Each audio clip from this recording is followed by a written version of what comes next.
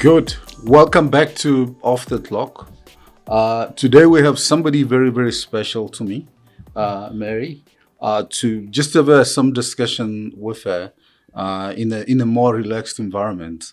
So, Mary, welcome again to Off the Clock, Thank you. and maybe take a minute or so just saying, who you are, what you do, and then we'll get into some questions, more discussion than questions, and then see how far we can go. Okay. So, just in the order of importance, Yeah, I'm a wife, I'm a mother, lots of kids. only three, Peter, and I am the CEO of the Mine Workers Investment Company. We do investments off our balance sheet, and our shareholder indirectly is the National Union of Mine Workers, but we're owned by the trust, which is the Mine Workers Investment Trust.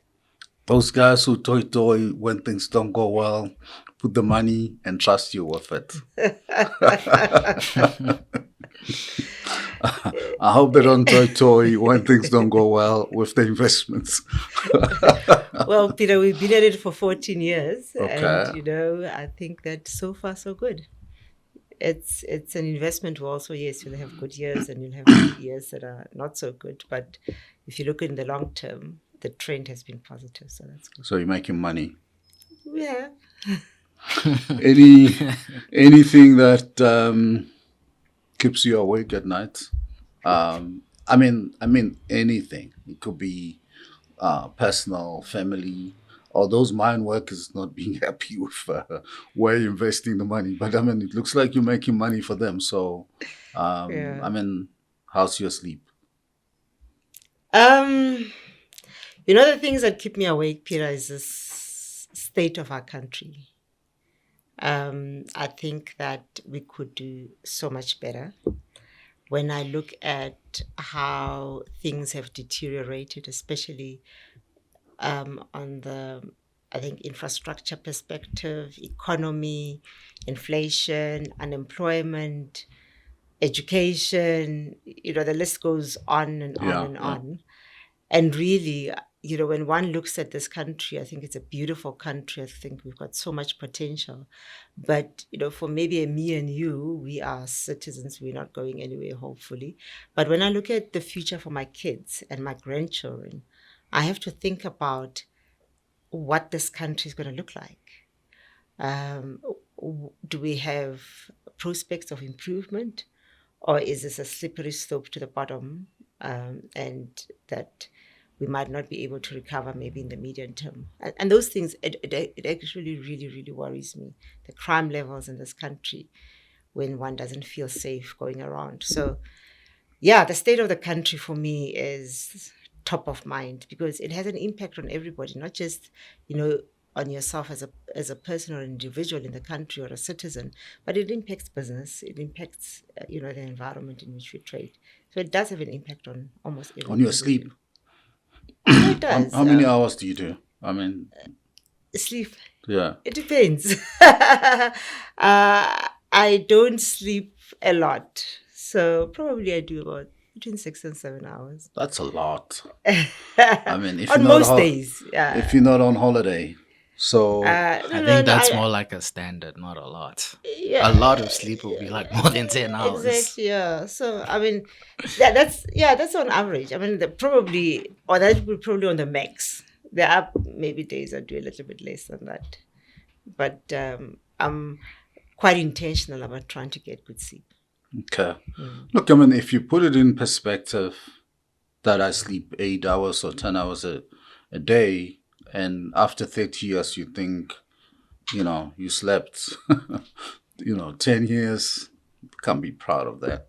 I mean, of course, I mean, people look at it from a balanced standpoint that you need to refill to come back strong, but, it's horses for horses. People prefer different things or do better in different settings than others. So, for instance, at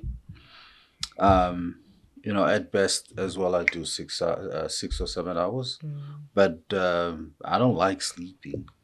I feel bad when I sleep too long. But when I get tired, it's like weekend. I catch up. So it's it's just one of those things. And I just like you, I feel like I've got so much work that I mean most nights I'm not going to bed until 12. Okay, because I need time to interact with him, with the family, before I have my own time to kind of, you know, the quiet moment to think, to reorganize myself mentally, and go to bed like sleep like a baby. Like, when I sleep really well. Okay. Sound like direct marketing, but they will tell you. Yeah. Yeah, I'm different. I don't sleep that. I'm not a deep sleeper, so I'm a very light sleeper. So even sometimes, I mean, I measure my sleep now, just to try and see the quality of sleep that I Sleeping get. for a watch on. Yes. Just to try and measure my sleep. But I think it depends on the stage of your life. I think when you're younger, you can afford less sleep. I think as you get older, you appreciate having more sleep. I think that it is about maybe my health, because I think as I get older, the quality of my health is important. And at least, more and more one gets to find out that sleep does rejuvenate the body, it does restore the body. And for that reason, that's why I'm so intentional about it. Maybe in my younger days, I slept much less than I sleep now. But now I'm over 50, so I have to be very intentional about how I do it. You don't look it, but I mean, I'm in healthcare. Thank you. Kind of very fascinated and happy that I'm in healthcare, and I always say, probably the person who's going to live over 120 years is already born today, and people stress about all that longevity and how you get going and all that, but I don't like to worry about those level of details. But for me, it's not about longevity, it's the quality of life. I don't think I would like to live until I'm 120. But that's also the reason for that is because of the deterioration of your own body. If your 120 looked like how you are now, then you wouldn't have a problem with 120, right? You can work on that. Yeah, but I mean, life is life, and like you said, the body will deteriorate. That's natural. The body does get older. Yeah. And I suppose where I'm at is having to see friends around me or family members around me who are same age who getting strokes and cancers and other, chronic illnesses. So for me, that is important. Even if I had to live until I'm 60 or 70, that's okay, as long as I've had a good quality of life. I like being up and about, and in being independent. And for that reason, I would really like a good quality of life, especially health wise. I wouldn't want to live, even if it was until 60 or 70, but half of that life being in bed because you can't do things for yourselves, you can't walk very well. Yeah. And you don't want the back end of your life to just be riddled with you being sick in and out of hospital and all those things, problems. Yes. So that's what is important to me. So interesting question that I thought about this whole, while we're having this discussion. Okay, immortality. I mean, it's spoken of in a biblical sense, only higher beings have it and all that. So basically my question is, if you were given the chance to live forever, and the perfect version of that, you don't age, you stay the same way, you can be 2,000 years old and look like a 25-year-old and you sharp. Would you take that? Or do you see life as we're not meant to live forever, and that's why the strive to do the best you can within your life, because you know that it has an end, you'll lose that if you live forever. So just a thought, would you guys, given the opportunity of living forever, the perfect version of that, would you? No. Yeah, I do strongly believe that life was designed to end. I am Christian. And for that reason, it is important to live the best version of yourself, and have, goals, objectives, and be able to meet those, because I think that's what gets you going. I think, to your point, if I was told that I could live forever in my 25-year-old body, what would I be then striving for? And I also believe that the different stages in life are important. It's important for you to be a child, to be a teenager, to be an adult or a young adult, midlife crisis. And Let's go through all of these things. you have to, because that brings wisdom, it brings experience. It's so rich. If I look at my life today and what I've gone through this far, I love it. Yes, I've had a lot of challenges and but a lot of ups as well. It's been challenging, it's been good, it's been a lot of learnings, and I've been very blessed from that perspective, and I love that. I can't imagine if I'm stagnant at my 25-year-old self for 2,000 years. That I think that would get to a point where it gets boring. I don't think that would stimulate me. I don't think, it would develop me in any way. So I think the different stages of life are important. Okay. And Dad? So, I mean, you're asking me the question as well? I'm asking everyone this question. Okay, so kind of them and us, huh? So, yeah, very much similar to Mary. I think I wouldn't like to live forever. I see life as being on stage and delivering what you need to do and get off the way.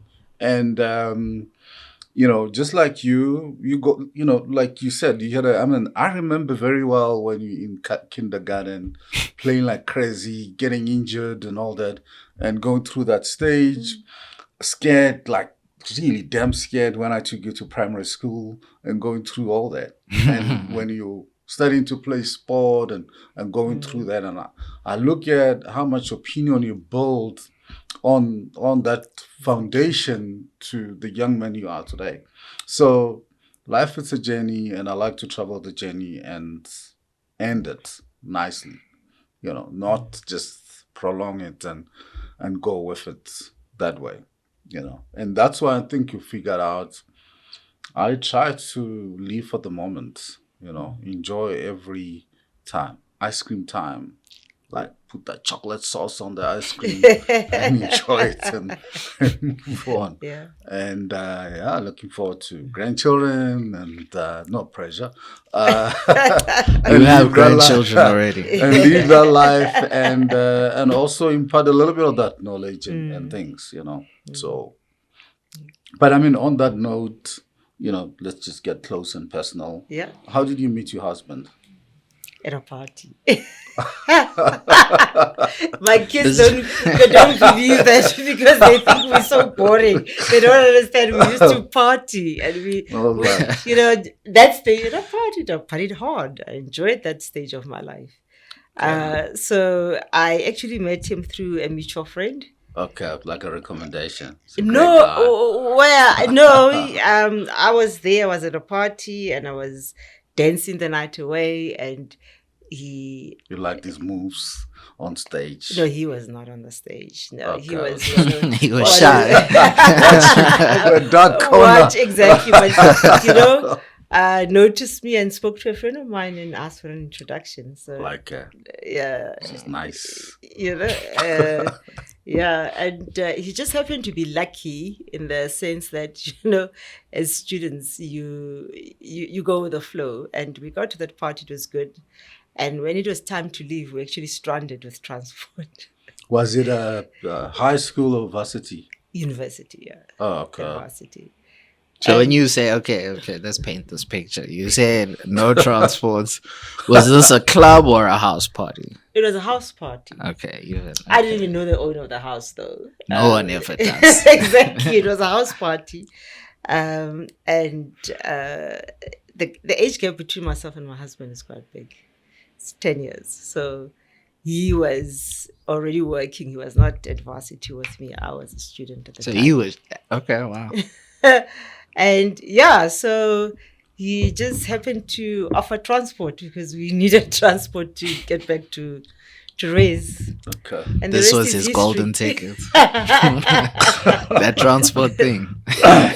Golden ticket. Exactly. And yeah, the rest is history. Very interesting. I see the way your facial expression when you talk about it, like sound very romantic, and you like it. So it kind of reminds you way back, way back. No, wait, big. I mean, we've Yeah. been married now 27 years. And when we had our 25th wedding anniversary, he actually related the story. And he still remembers what I was wearing on the day, which was amazing because I don't remember what I was wearing on the day. It looks like a guy who remembers things, not missing your birthday and the events and occasions and Most of the all that. time. Most Yeah. of the time, Shane, he does try.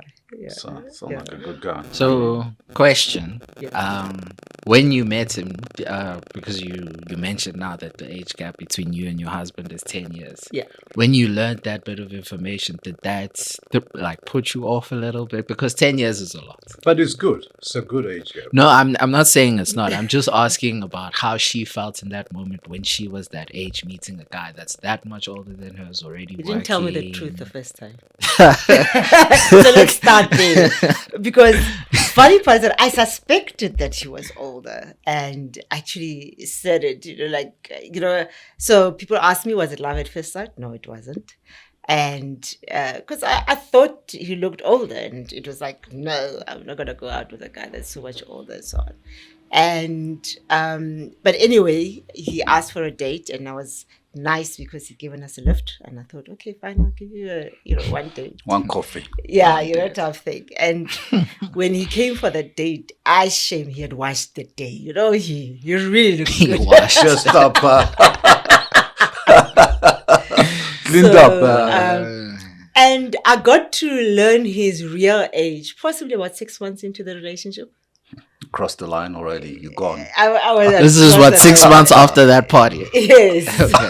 Okay. So so it was like, yeah, we're here. I've always been more mature though, and I think that probably I wouldn't have done that well with somebody same age as I am. Same age. What's the disparity now? No, I just think I'm a strong personality. I am mature. I need somebody who's very comfortable in their skin, and I think that age thing has helped, especially in the earlier years of our marriage as well. He was quite patient, and I think that it was also because he was mature. So, when I behaved, my age at the time, he was very. What do you mean, irrationally or? You could accommodate that. No, I mean, I was young. I mean, I got married at 24. Okay. So, relatively, when I look at my daughter now, she came back in 2 years' time and said to me she wants to get married. I think No she's way. crazy. Okay, wait. Let's put your daughter, because this was also my follow-up question, is that from your own experience, Yes. how would what would your advice to your own, since you have a daughter be in terms of such dating? Because times are different, right? Yeah. But I mean, the game still stays the same. The players just change. If your daughter came back, like you said, 2 years later saying, I found a guy 10 years older than me, I want to marry him and all that, how would that process for you guys take it? Because it's one thing being on the end you were of being actually in the relationship, but what does it look like from the parent seat when it's like, my daughter is dating a guy that's 10 years older than her and. I think it was different with my mother. At that stage, she wanted us to get married. Yeah. So, whether you were 24 or 28, I don't think it was a difficult decision for her. Okay. From my side today, I wouldn't recommend it. I think that you could marry a little bit older. I don't have a problem with age gap. Mm-hmm. Whether it's 10 years, even 15 years, 20 years. If that's your choice, that's okay. But I suppose the difficulty would be, let's say it was a 20-year gap. Yeah. That would mean that if she's 24, the guy's 44. Yeah. Okay. So you would have to look at that in context, Yes. building a family and so on. But if it was somebody her age, so if she came with a guy that's 24, 24 or 24, 26, I would really encourage them to, Wait. wait a little bit longer, start working, establish themselves, have more fun, and get going. I mean, Basically, like have a relationship before the marriage. yeah, and I suppose also how long you went out for makes a difference. I mean, even with us, as much as I was young, we went out for 5.5 years or so before we got married. So yeah, it's not like I fell in love within 6 months. I got married. No. Yeah, no, you didn't rush into it. I still didn't rush it. I mean, She's the one. I waited to finish Where do school I sign? and I started working before I got married. So, I mean, just alongside that line, I mean, I just, I think marrying somebody younger, I think it's probably a good thing. Wait, are you talking from a guy's perspective? Yeah, because the ladies, they just mature in general faster than guys. I mean, I look at you and your sister, no offense. They just figure out things faster, better, and all that. And also, because of that, like what you said, that, actually it was a good thing because he was grounded already. Because you're already kind of too much, to handle, and he was ready, So if even if it, as you said, it was 15 or 15 years gap, was fine because he can handle that drama that you bring, and then it goes in the face, and then you have because my experience is that a woman before the kids, they're different. When they get kids, they like so sweet. Like wait, explain this. Well, they're just Break it more volatile. They're still soul searching in terms of that. They listen Very to true. friends quite a lot. I'm generalizing, right? But like you're saying, your friends, the peer group presence, they're like, you're going out with an older guy. It's not good, but it's good for you. You're feeling good because when you're with him in that car together, there's no other place you want to be, type of a thing. Yeah. So I just think that and I've seen it because I've been around long enough, that once the women start having kids, they see life differently. And a child will humble you, in the sense that you become more responsible. You think about 3 meals a day, not just for you, for the child. True. They wash. You think about long term, the school, the type of friends, where they play, and all that. And women go through that 24/7, and that changes them a lot, and for better, I think. So, with 3 kids or 3 children today, you're just a better and better and better and better. So. That's my experience. Okay. So, and I've never asked this, so it's actually weird asking this question on the podcast. What would your would-be advice to me when it comes to saying, there's no such thing as the perfect girl or the perfect partner. There's just there's only people that would be compatible to you to varying degrees. So what is your advice, or in general to me, but in general just to guys, I would say, like, because you said it's good to find a girl that's younger than you. Yeah. That you said that now. It's on record. No one's we can clip it. Yeah, sure. What is your advice to me then when it's like, let's say, if I said, Dad, what should I be looking for in a girl? What, like, how old must she be? All these things. Because I mean, I'm just saying, since the topic is up. So, do you want to go first? No, you go first. I'll come in after.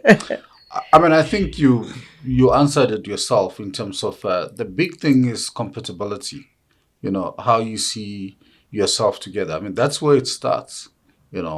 Before you've seen it with your sister, before the whole everybody comes with a entourage and a baggage, you know. So before that comes, I think between the two of you needs to be, you know, at peace, happy with each other, you know, whether, you know, the person is 5 years or 10 years younger than you need to be happy that you besties, you understand each other.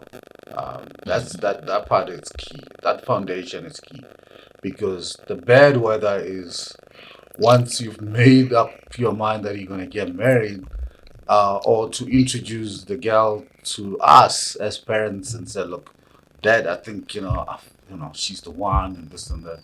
You've seen how we've done it with your sister.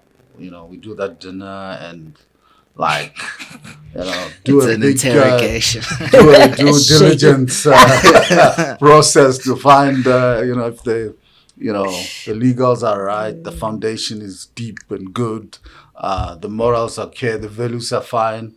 You know, before we get to that, I think you need to see it as stage one. You need to be comfortable with that you can defend her, defend your story in front of your parents, her parents, to say, look, this is she's mine now. Whether she's 10 years younger or 5 or even Older. you go crazy and show up with somebody 7 years older, you need to be able to be I think- comfortable to protect that. I'm just I sound like a marriage counselor, but it starts with you in terms of you being comfortable in your skin in that relationship before we come in. You know, you've seen the movie before, right? Your cousins, your sister, the couple can have an idea that we want to crazy stuff, fantasy. We want to get married in a wine farm, a glass marquee, and this, and you know, the dress is no more white. We want to do pink, but with this, bring the flowers, let them come from the roof, and all those things. Oh, that's just the wedding day. Yeah, but I mean, they come up with that, and you know, the family said, you know, are you crazy? You're gonna even slaughter 3 goats right there, you know, to.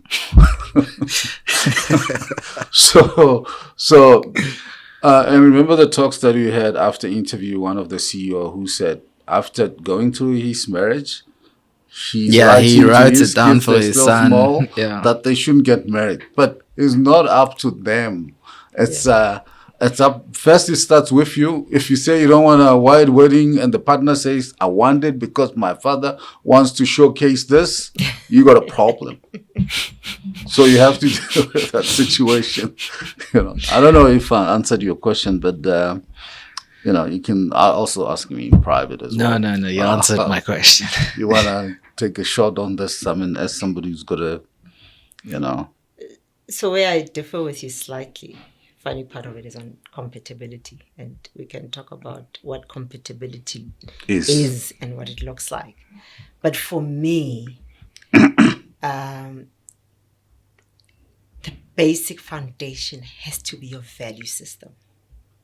If your value systems are not aligned, then you've got problems. And that value system will affect everything you do in life.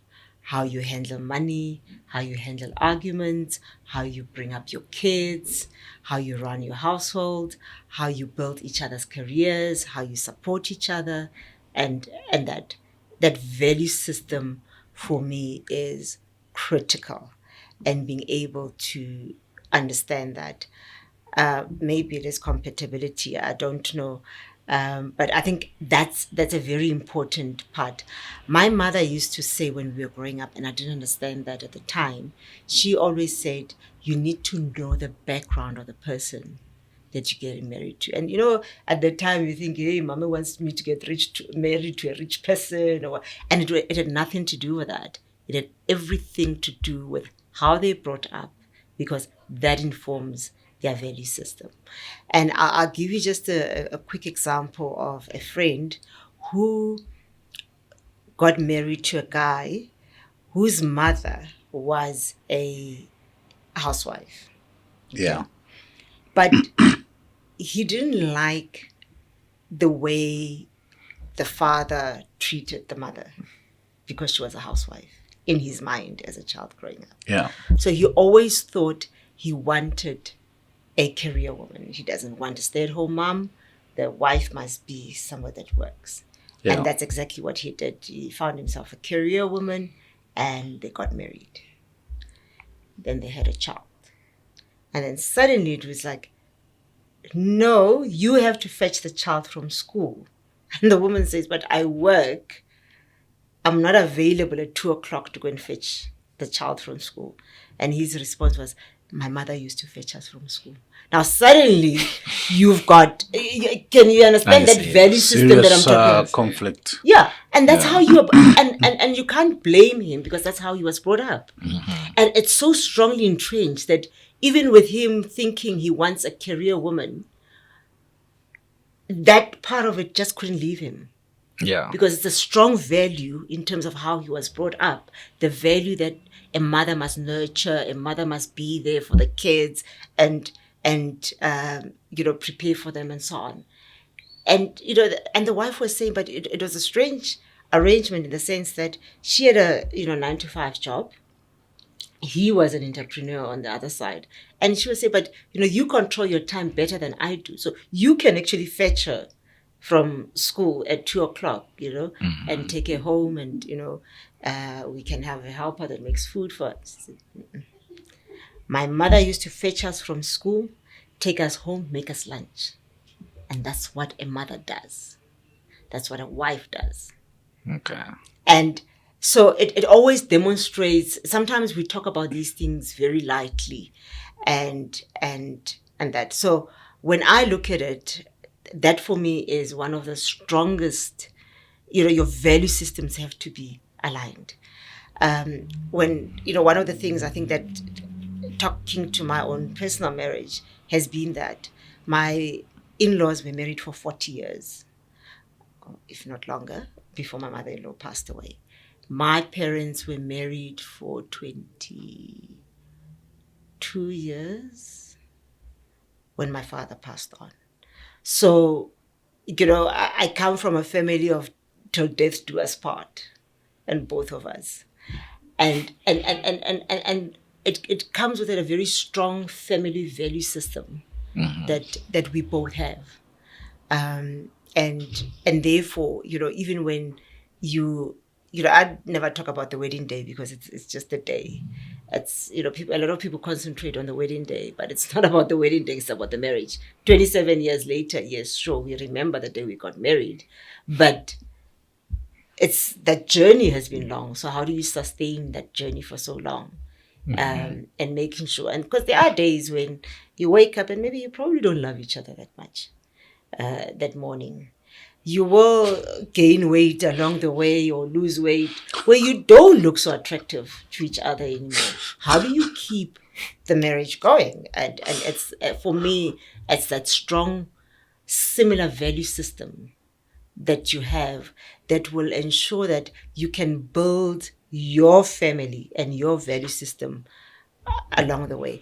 And it's strange in that my husband comes from a family of girls. There's 7 of them, 2 boys and 5 girls. And all my sisters-in-law are professional, educated. They're all professionals. And that's how my father-in-law or, my in-laws brought them up. Strong education value system, which is very similar to my background. I had similar parents who emphasized education. However, after we got married, my father-in-law was much older than even my mother. So in terms of generation, he was of an older generation. And time and again, he would say things like, a woman shouldn't do this, or a woman this. And it would surprise me because his kids are, educated, independent, and so on, But when he came to the issue around wife and whatever, he would have sometimes a conservative view. Yeah. But what was important was that my husband could see through that, in that he's got sisters who were brought up to be independent, who were brought up to be educated, and therefore, he didn't necessarily share that generational sentiment with his dad Yeah. about how maybe a wife should do things be. always and be conservative and not. But it's because, with that said, although his father was a little bit conservative, and I think it was just a generational issue, he had sisters who were brought up in a similar manner that I was brought up. A lot of similarities. Yeah. But Yeah. So go ahead. isn't that because also what you said about the whole sisters thing, but the father-in-law saying a woman should be like this, it kind of resonates with me because in a way my own sister went through the same thing. Because at some point I can't remember what the whole thing was about, but my sister was very upset with the it was with this was long ago, so it's like it was with my parents, and I don't know, they just didn't agree on something. Yeah. And my sister was talking to me about it, and my sister was saying, why take me to a private school, Yeah. an all-girls school, get me this great education, you want me to be independent, you want me to do this, but you're doubling back on these views that contradict what you're bringing me up in. Yeah. So I feel for women in general, because on the one hand, they're told, get your education, you must be this, you must be that, you must be this. But then that whole thing gets contradicted when years later they're being told a woman is not supposed to be this way, a woman is not supposed to be this way, or when they were brought up, they're saying you need to be educated, independent, all these things that shape them into not what everyone else's opinion of what a traditional, I guess, woman is supposed to be, right? So I think a lot of girls, especially I'd say black girls, because black people have very strong culture. Yeah. So I'd say that they struggle with that whole, we're growing up in modern times and my parents are raising me with like modern values and all this X, Y, and Z. But then they're going to turn around and say also the opposite to me, that I'm supposed to be this other way as well. So, I mean, it's one thing that I've spoken a lot about, but I think that, especially in South Africa, post-democracy and women empowerment and how things have moved, that world has moved faster than our cultural evolution. So we still have that difference. But your background has to help you to navigate that world. Mm-hmm. Because as much as, yes, you are educated, you're independent, you were brought up in a modern society, you still grew up in a family that did things in a certain way. You've seen cultural things being done in your home. You've gone back to villages and townships and where there's a strong culture. So you've experienced that. So it's nothing new. Yeah. When that expectation comes. And that's why that flexibility is required to be able to do so. I mean, I was talking to another professional woman, we were laughing about it, to say that when there is a funeral back home with my in-laws and so on, there's still an expectation. I get there, you must wear a duke, you must wear a blanket. Nobody says you are the CEO. Who cares? And the women in the village are not necessarily going to embrace that or care about that. There you are a makoti and you must do makoti duties and you must dress in a certain way and it's expected. So the issue for me is that society still operates in that way. Society still has certain expectations, but you can't divorce yourself from society because you live in a society. Mm-hmm. And for that reason, yes, it requires this transitional generation, if you call it that, to be very flexible. But the good thing is that you can't say, I don't know these things, I don't want to do them, when you've seen your mother do them, when you've seen your family do them. So as much as she can say, yes, I went to a private school, I was given this education and I'm independent. Hello, you saw your mother do this, you saw your aunts do this, you saw your gogo do this, and family do this. So you are in that type of family situation. But the important part for me is what the two of you, as you go into union, build that together and what your vision for your family then becomes. And that's why I'm saying the alignment is important. So as much as, yes, I got married, I'm Tswana, I got married into a Xhosa tradition, which is very different from where I grew up. Um, and had to learn that. But at the same time, when we are together just in our home, my husband understands I am an independent woman. So I don't wear my makoti outfits in my house, and I wear my Even a pants. duku? No, I don't wear my duku in my house. Very rebellious? I'm not rebellious, no. Just joking. I cooperate. Just joking. You have to be comfortable in your own house, and not dramatize things. And not exactly, so it is maybe generations down the line it might be different, but we still live in this. This is our first, second generations that are going through. We're still on it.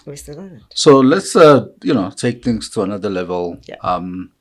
3 kids, interesting age gap, 7 years in between. Mm-hmm. I don't know whether you planned that or just happened.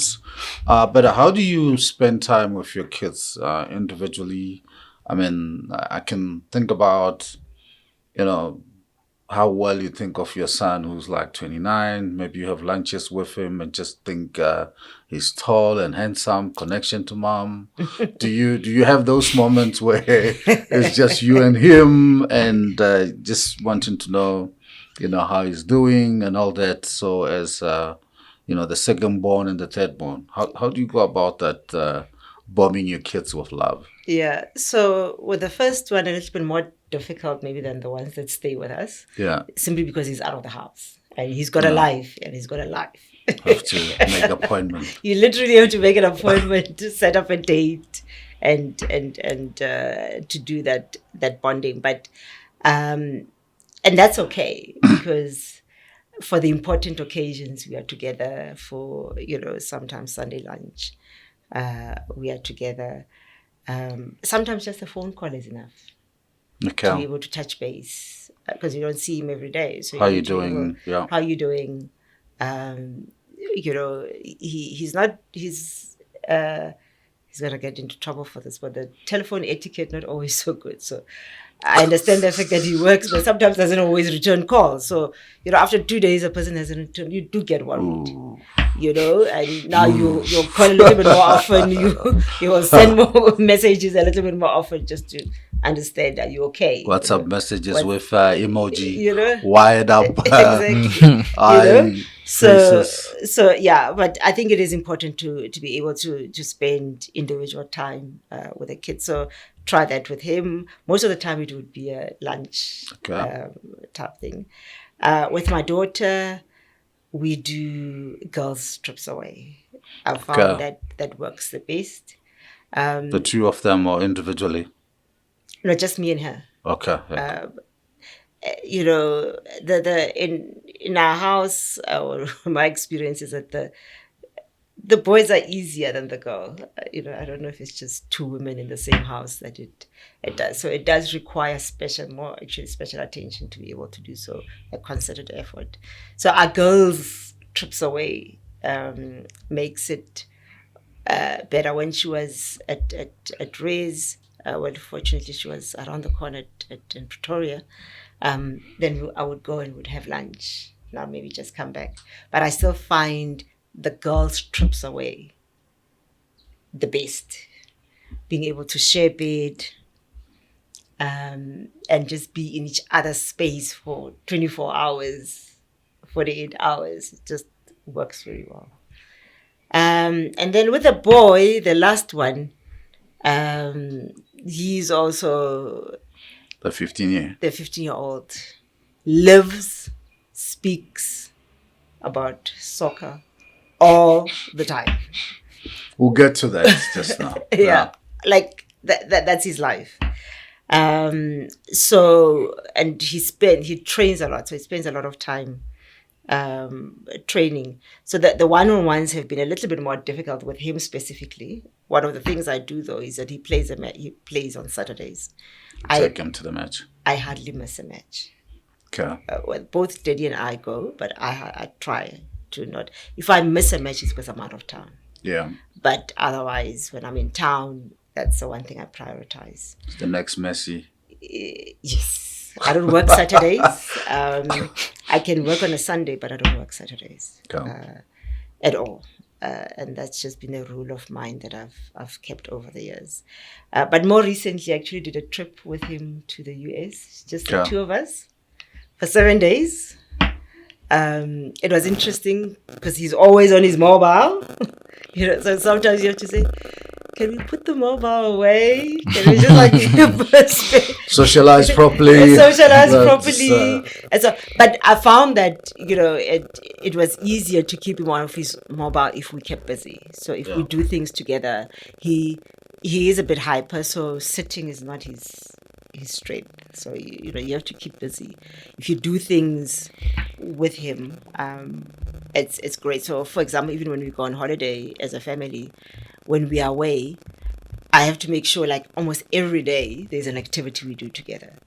Because if you don't do that, then people just get back to being mobile. They're mobile. So, being a mother of 2 boys, I have to ask you this question.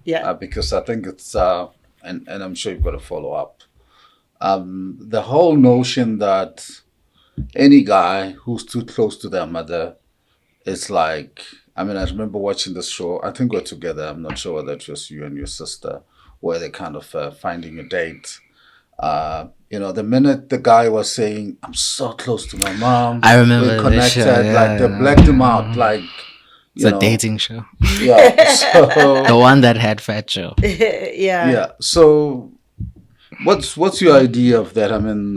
Do you think a guy who's close to their mom, it's gonna be kind of a bit of undateable, problematic because thinks mom ranks higher than my girlfriend, my wife? What has been your experience? I don't want to get you in trouble. You can say what you can say, but what's your current perception of that topic? I think it's natural. So in our house, I think the girl is daddy's princess, and the boys naturally would have the mom's prince. Yeah. So I just it feels like it's a natural thing that happens. My husband, especially being not many boys in his household, was mommy's son, but funny part of it though is that I never felt as though I was competing with his mom.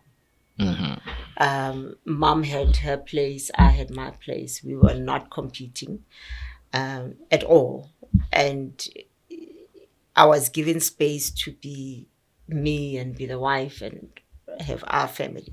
So that was never an issue. I'm hoping that in my family setup that would also not be an issue. Yeah, be an issue.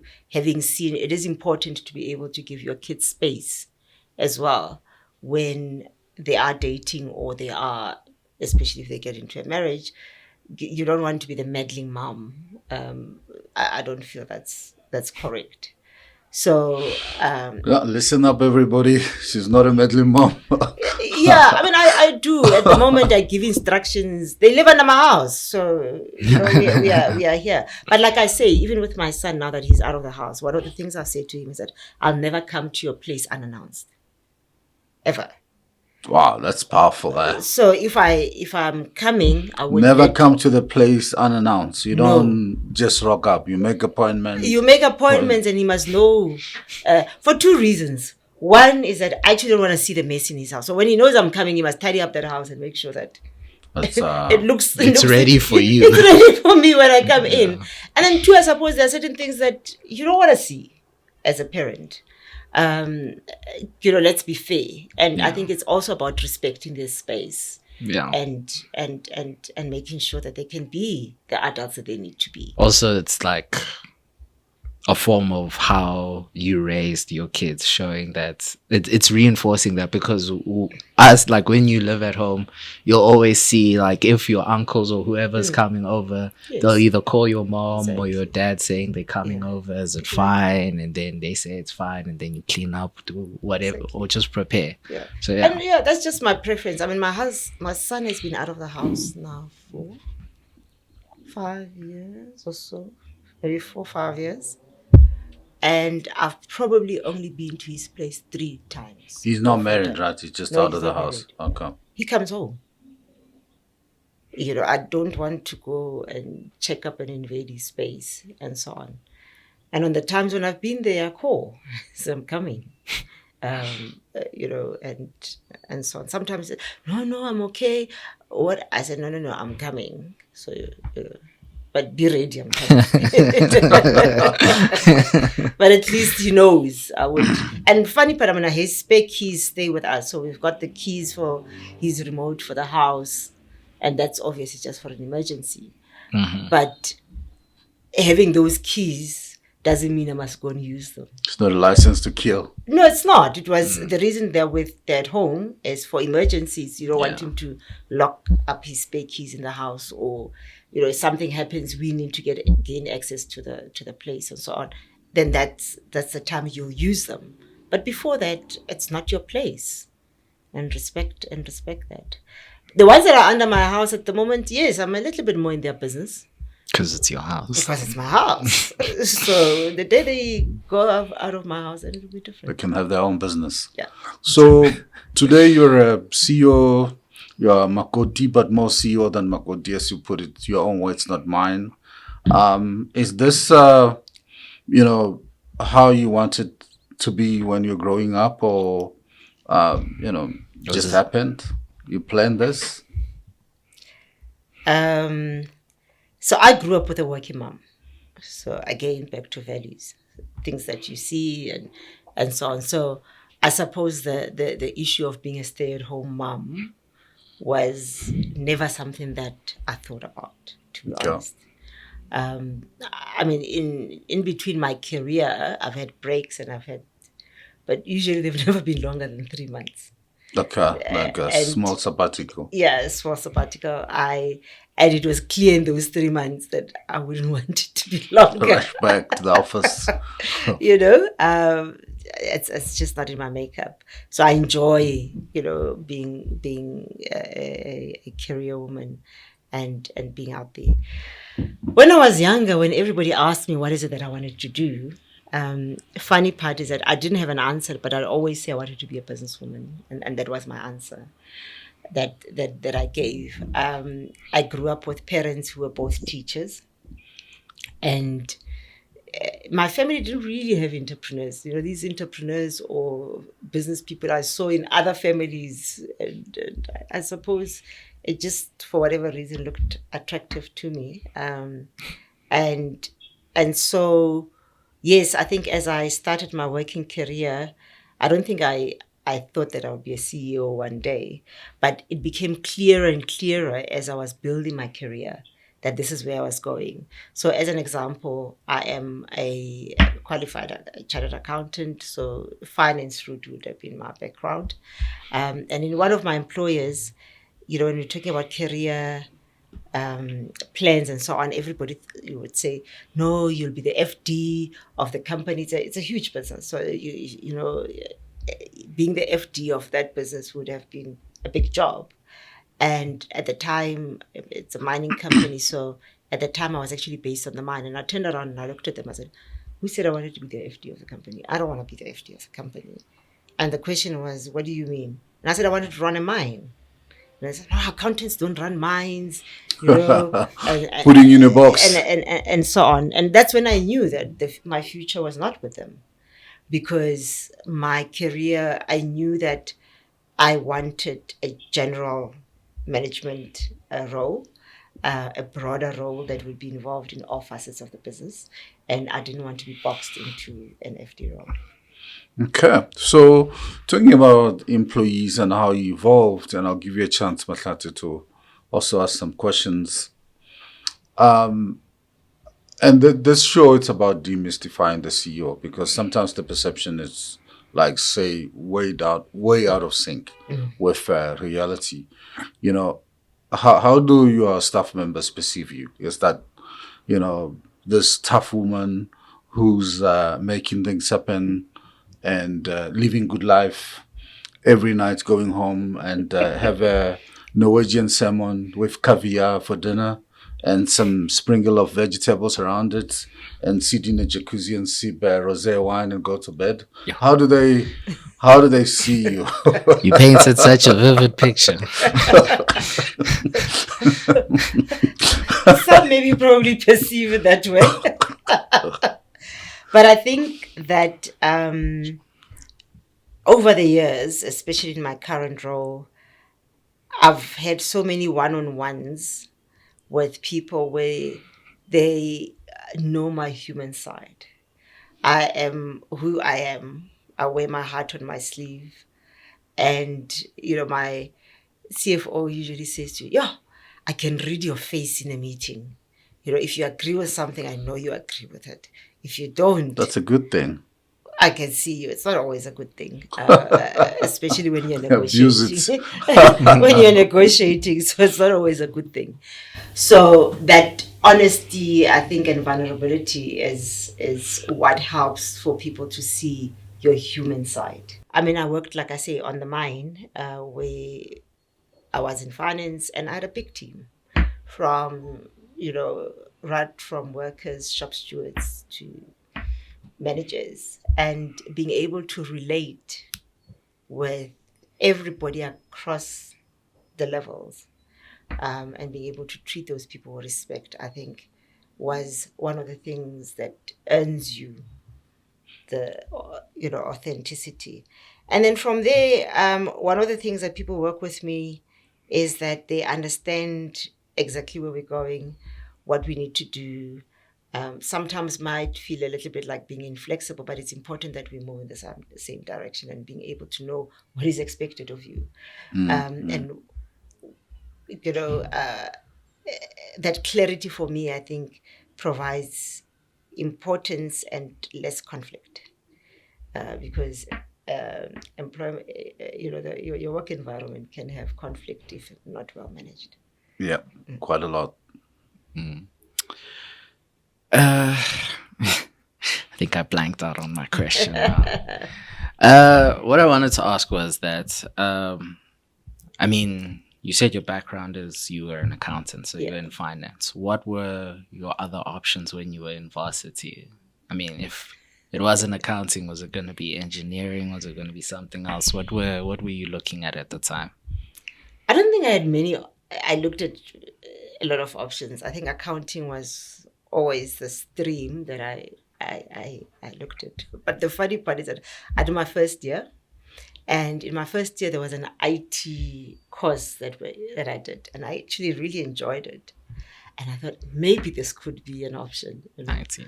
And so when I went into my second year, I carried it as a major. Did I fail it drastically? And I knew that this was not for me. By June, I dropped that thing, and it was very clear where my direction was.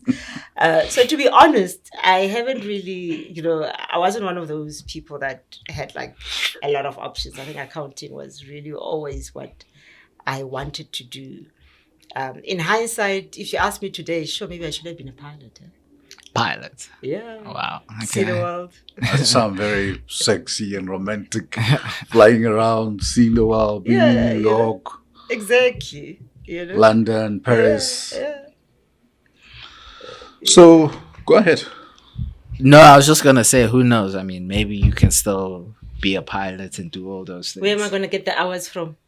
At my age. You have to make the hours. You have to make the time. You have to make the hours. Who's willing to hire somebody at my age to try and make up those hours? To get a license. To get the license. Just show the passion. She's like, they'll see that you're serious about this. No.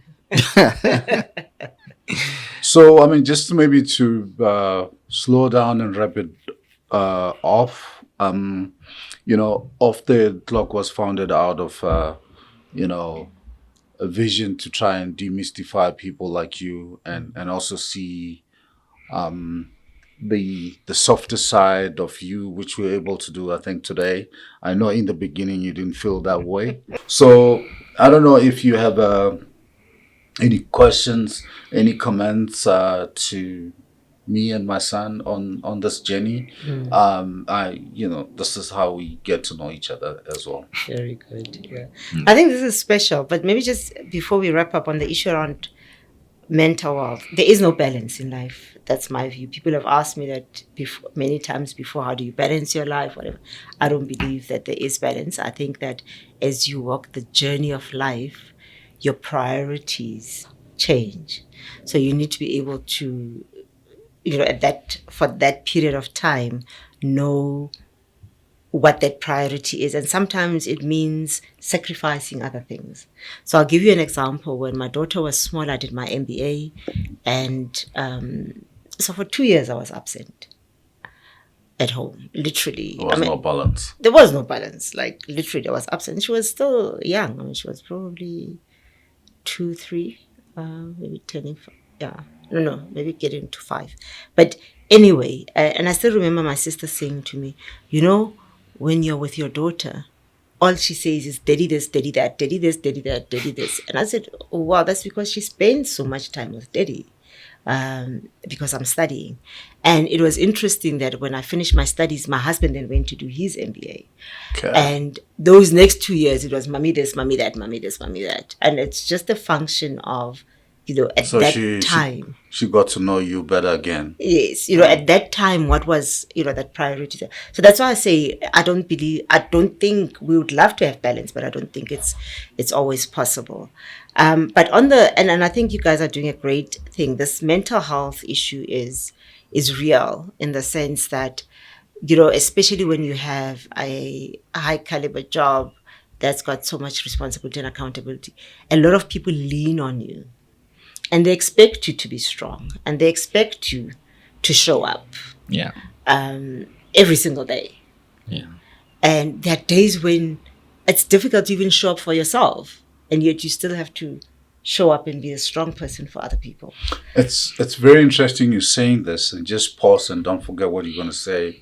When I opened last week, Wednesday, when I opened the event, just to, share some of the pillars of mental wellness, or just wellness in general, being, physical health, social health, emotional health, and also cognitive health, to be able to reason and remember things as a CEO, because you coach and foster into a lot of other stuff.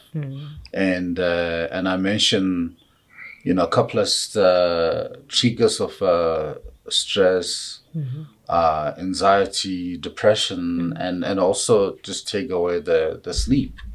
Being in the healthcare company and healthcare environment where we do, I know your husband is a doctor, doing the stuff that we do. As a CEO, sometimes you get told everything. I mean, you really get told everything. Stuff that you're not supposed to know.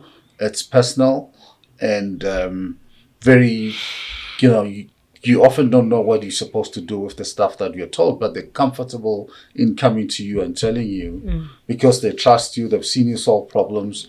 They've seen you double investment in 5 years. They think you're the superwoman. But I mean, I shared 2 stories. One is years ago when I joined Medtronic, and I remember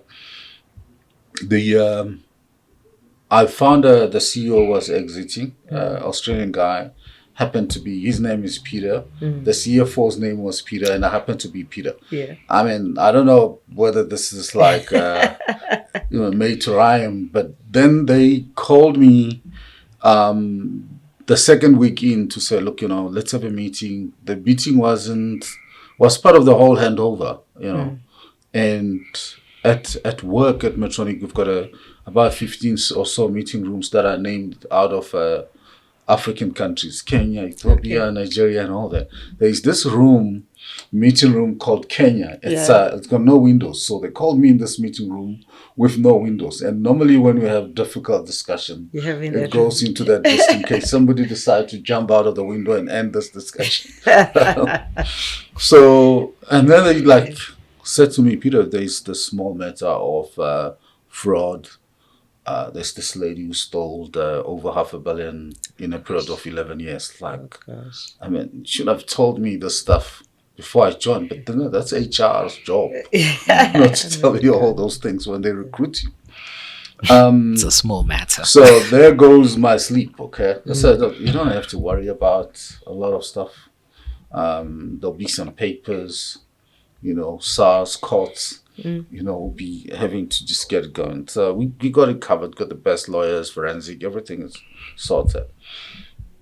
And then probably a couple of months down the line, we do, heart surgeries, brain pain, all, anything impossible to bring life back.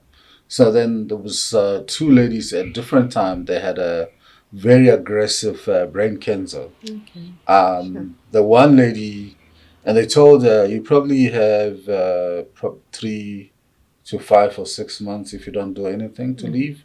And she decided, and she knew exactly what needed to be done.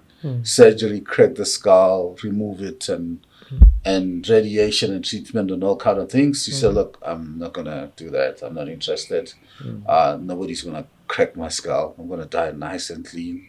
In fact, my daughter's in China. I just need to do the final things and die. And that's it. That was like so much on me. And this happened to the other lady who decided more or less the same thing. I know how it takes to sort this thing out. I'm not interested. See my family in Brazil and Argentina and die nicely. Those are triggers of stress, anxiety, and depression to see your. I mean, I didn't have to know this, but I had to know that. Like, I've had people opening up on a lot of stuff that's got nothing to do with me, but I have to understand. No, but I mean, for instance, let me give you an example. Obviously, without mentioning name, this couple had a problem. It was my top divisional head. They couldn't get kids, and they've gone to IVF 2-3 times. It was not working. Trying to get a baby, and you pay a lot of money to go through that process. But then they interview you, who's going to be a surrogate mother, and all those things. Like, I don't have to know those things. I mean, it's not work, right? It's personal. But it affects a person's performance at work. Yeah, but I mean, imagine how many stories you got 1,000 LT of maybe 10 or 15 people. Yeah. They're bringing that to you. I mean, I may have sounded impersonal and don't care, but the stuff affects you. If somebody, I'm a very competitive person. I want to get things done. I don't take no for an answer. She knows. I try to get things done. Yeah. If it's personal, I can't fix it. No, but it's not your problem. Yeah, but I mean, they want me to recommend and get involved often time. Yeah. So, but I mean, I just wanted to add on to what you're saying in the sense that, mental wellness is a big thing, and there's so many things that are at play with that. Yeah. And for me, that's the importance of making sure that you are mentally healthy.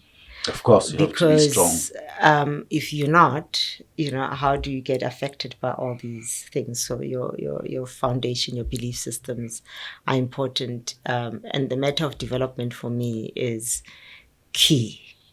I've done many things over the years. I've done retreats to India. I do annual retreats where I take time out by myself, and I'll go away for a week for quietness and stillness. And, I do spiritual journeys and so on. And it's important to be able to do that, because that's where you recharge, that's where you get your strength from, to be able to deal with other people's problems. I've had in my past life an employee that attempted suicide, and you have to deal with that. And they didn't die, so you need to to be able to, after they come back, how do you deal with them? And in a different, slightly different way, I felt very guilty because I actually did not understand the depth of their problems at the time. I knew, some of the things they were going through, but I thought they were on top of things. And so when this happened, I felt very guilty that probably I missed something. Maybe I wasn't listening too well. Maybe I didn't take interest.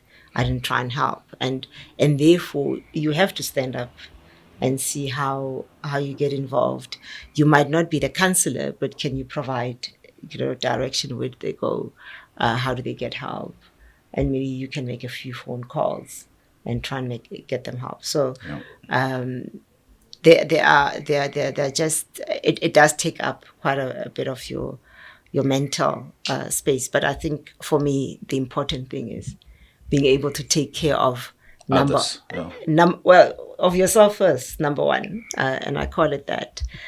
So when I turned 40 was actually the time when I started that journey to say, sometimes it feels a little bit selfish, especially as a wife or a mother, where you're going to take a week out and you're gone. And, where I go, even the cell phone reception is not so good. And, and you're just gone. And like, for example, I'll say things like, whatever is missing in the fridge, you'll have to see how you refill the fridge. I'm just not there. I'm gone. I'm not here for a week. 60-60. Make a plan. And yeah, I think initially when I started that, it felt very selfish. Where, even other people will say, so your friends will say, yo, your husband let you do that. What about your kids? So that's a good man. No, but I think, especially the first time, maybe he also didn't understand it. But I think he's always seen when I've done that I come back almost a better version of myself. And for that reason, I think it's been easy to let... he's come with me once to experience it, and he said he was good. It was not for him. Yeah, just couldn't be alone. Yeah. So I continue to do it alone. Yeah. And I've done a girls' trip with friends. It's different. Yes, and it's different. It's very different, and again, it's being able to just recharge yourself and work on yourself all the time. So I would say to you guys that, well done. I think it's a very good initiative that you've got going, because I think two things. One, sometimes if you are looking at maybe the younger generation and they see somebody at the top, they don't know exactly what it means. There are those that will want to aspire for it, but maybe still not knowing exactly what it entails. And then there are others who will think, I'll never get there because this is too far. It's impossible. Mm-hmm. But then when you see the human side of a person, you can relate. And in that way, once you can relate, you think, oh, okay, it's possible. I can also get there. So I think that's the positive. That's the positive that comes with being able to have a session like this. And like you said, it's great to have an interview where you don't have to be talking strategy and what you're doing at work and, the difficult stuff that people ask you when they, when you go on a TV interview or that. So it's great to have a casual chat. Told you. That talks about the human side of life, because at the end of the day, that's who we are. And even the day we pass on, people will remember your human side. That professional side, I always say to people, they forget it very quickly. They replace you and the business and the business moves on. But those who know you personally, whose lives you've touched, will always remember, many years down the line. My father has been late for 30 years, but I still remember him as though it happened yesterday. Yeah. Any parting words, lesson learned for you in this journey before we close? Parting words, thank you for coming. Yes. I feel like this was a very fruitful discussion. The whole thing you said about aligning your values, that stuck with me, especially how you explained it. I understood it very well. Don't worry, your advice was also good too, Dad. But yeah, I think my takeaway was that values part that you explained, and I was like, okay. So, thank you very much. Thanks for really being with us. And I thought I'd know you. Now I know you better. Sometimes, and I realized that people like you as guests here don't even realize. You think you know Peter until you know him. Yeah. And I felt the same as well. And really, thank you for making the time, and being known and vulnerable and sharing your story. Appreciate it. Thank you so much.